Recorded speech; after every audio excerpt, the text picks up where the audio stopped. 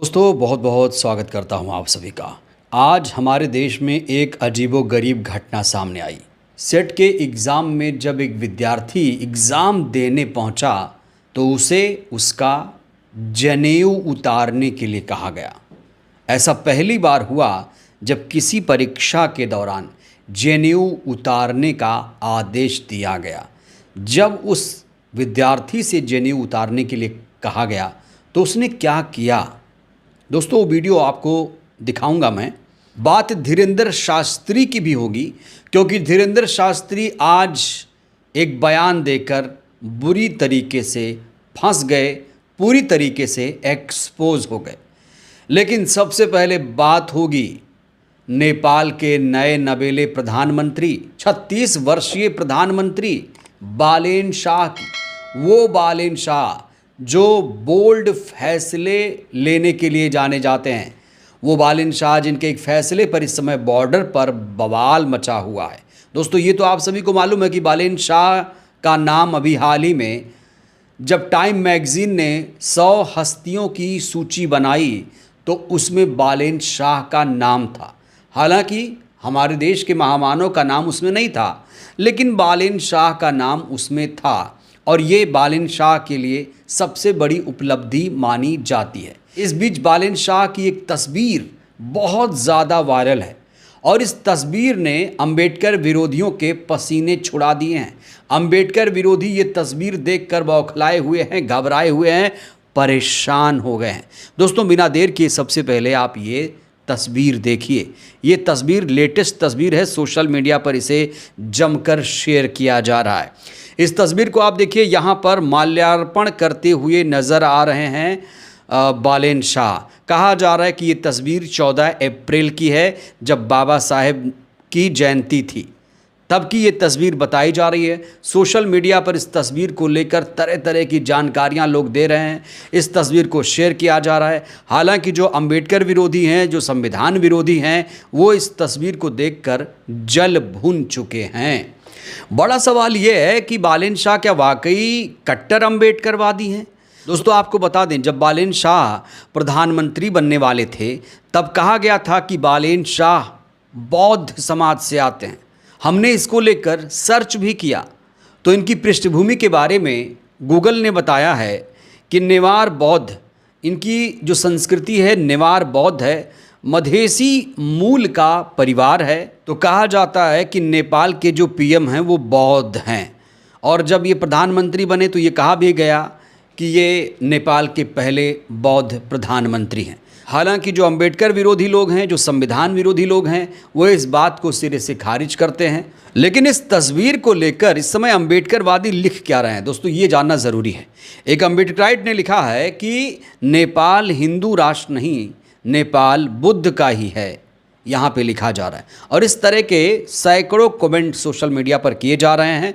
ये तस्वीर बहुत ज़्यादा वायरल है। हालांकि दोस्तों इस तस्वीर की अभी पुष्टि नहीं हो पाई है कि क्या वाकई बालेन शाह ने बाबा साहेब की मूर्ति पर माल्यार्पण किया, क्या वाकई उन्होंने 14 अप्रैल की जयंती मनाई थी। दोस्तों इसको लेकर कोई आधिकारिक पुष्टि नहीं हुई है, लेकिन इस समय ये जो तस्वीर है सोशल मीडिया पर धूम मचा रही है। खास तौर से अंबेडकरवादी यही कह रहे हैं कि ये बौद्ध प्रधानमंत्री हैं, ये अंबेडकराइट प्रधानमंत्री हैं, इसीलिए ये संविधान को लागू करना चाहते हैं। और दोस्तों आपने देखा भी होगा कि इस समय बालेन शाह अपने बोल्ड फैसलों की वजह से उनकी पूरी दुनिया में चर्चा हो रही है। अपनी पारदर्शी कार्यशैली और भ्रष्टाचार विरोधी रुख के लिए वो पूरी दुनिया में मशहूर हो रहे हैं। तो बालेन शाह की नई नीतियों की वजह से, सख्त फैसलों की वजह से उन्हें इस समय नेपाल का हीरो बताने के साथ साथ अंबेडकरवादी भी बताया जा रहा है। दोस्तों इसमें कोई हैरत की बात नहीं है कि बालेन शाह अंबेडकरवादी होंगे।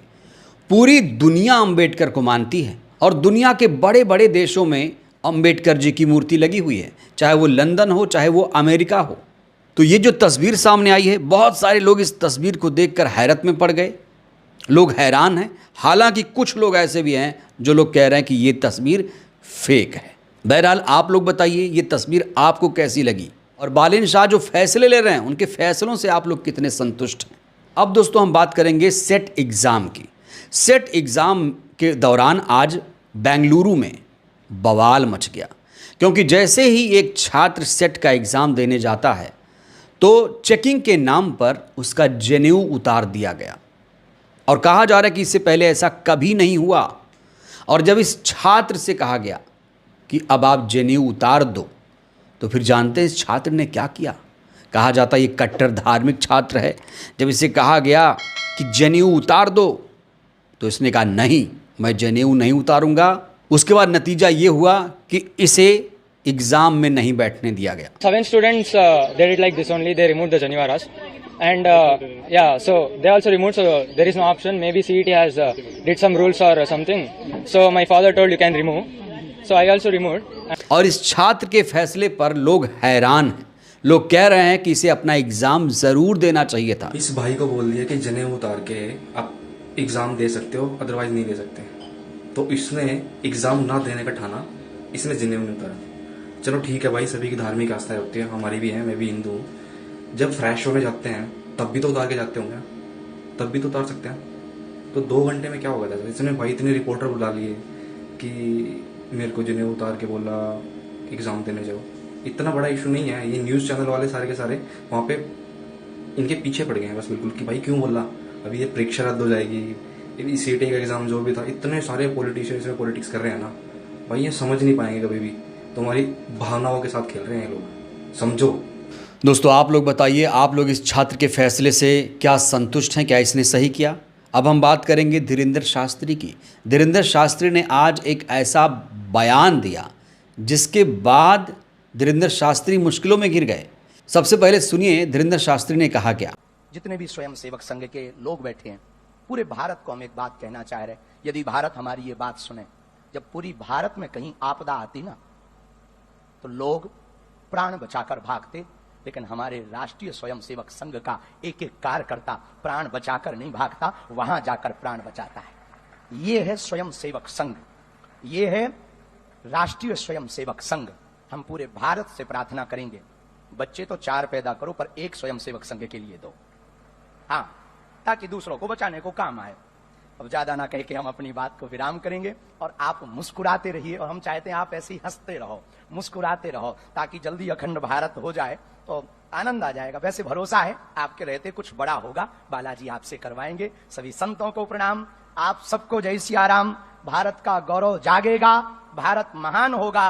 भारत क्योंकि मातृ प्रधान है, और मातृ प्रधान देश में अब भारत दुर्गा माता मंदिर विराजमान होगी, और जब वो स्थापित होगी तो शक्ति जागेगी, दुर्गा काली के रूप में जागेगी, और हर नारी के अंदर रणचंडी की तरह तलवार उठाकर शस्त्र शास्त्र की स्थापना होगी, वेद परंपरा की स्थापना होगी। तो बागेश्वर धाम के धीरेंद्र शास्त्री ने कहा है कि 4 बच्चे पैदा करें और उनमें से एक आरएसएस को समर्पित कर दें। आपको बता दें कि अभी धीरेंद्र शास्त्री की शादी नहीं हुई है, और जैसे ही लोगों ने ये बयान सुना, लोग तो कहने लगे कि भैया शादी कर लो, 4 बच्चे पैदा कर लो, उसके बाद एक आरएसएस को समर्पित कर दो। दोस्तों इस बयान में गौर करने वाली बात यह है कि धीरेंद्र शास्त्री ने अखंड भारत की भी बात की है, और अखंड भारत में क्या क्या आता है ना, आपको पता है? पाकिस्तान, अफगानिस्तान, श्रीलंका, नेपाल, म्यांमार, ये सब जो देश हैं वो अखंड भारत में आते हैं। जब मोदी सरकार नहीं बनी थी तब इन लोगों ने एक दावा किया था कि हम पीओके को भारत में मिलाएंगे, लेकिन अभी तक वो वादा नहीं पूरा हुआ। और यहाँ धीरेंद्र शास्त्री ने बीजेपी आरएसएस को खुश करने के लिए कह दिया कि हम अखंड भारत बनाएंगे। तो बीजेपी आरएसएस की जो विचारधारा है अब उसी पर चलने की कोशिश कर रहे हैं धीरेंद्र शास्त्री, और कहा जा रहा है जितने ये सत्ता के करीब जाएंगे उतने ही दिन दूना रात चौगुना इनकी तरक्की होती रहेगी, और हो भी रही है। कहा जाता है अगर किसी के अच्छे दिन आए हैं तो वो है धीरेंद्र शास्त्री। बहरहाल दोस्तों इस वीडियो में इतना ही। नेपाल के पीएम बालेन शाह जिस तरीके से आजकल फैसले ले रहे हैं, उनके फैसलों से आप लोग कितने सहमत हैं? धीरेंद्र शास्त्री के इस बयान पर अपनी राय ज़रूर दीजिएगा। धन्यवाद।